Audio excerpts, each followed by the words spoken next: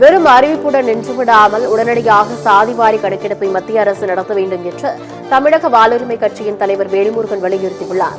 காஞ்சிபுரம் மாவட்டம் பொன்னேரிக்கரை பகுதியில் செய்தியாளர்களை சந்தித்த அவர் இவ்வாறு கூறியுள்ளார். திமுக கூட்டணியில் தமிழக வாழ்வுரிமை கட்சி தொடர்கிறது என்று குறிப்பிட்ட அவர் வரும் சட்டமன்ற தேர்தலில் தங்களது கூட்டணி வெற்றி பெறும் என்று தெரிவித்தார். இந்திய முழுக்க சமூக நீதி இயக்கங்களும் சமூக நீதி கட்சிகளும் தொடர்ந்து வலியுறுத்தி வந்த ஒரு கோரிக்கையை தற்போது ஒன்றிய பாரதிய ஜனதா அரசு இந்திய முழுவதும் சாதிவாரி கணக்கெடுப்பை நடத்துவோம் என்று அறிவித்திருப்பது உண்மையிலேயே மகிழ்ச்சிக்குரியது, வரவேற்புக்குரியது.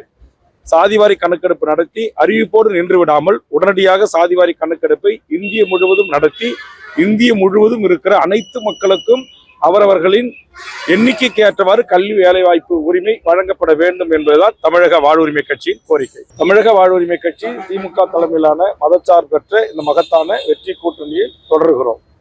கண்டிப்பாக திமுகவின் தலைவர் மாண்புமிகு தமிழ்நாடு முதலமைச்சர் அவர்கள் தலைமையிலான இந்த கூட்டணி மகத்தான வெற்றி பெறும்.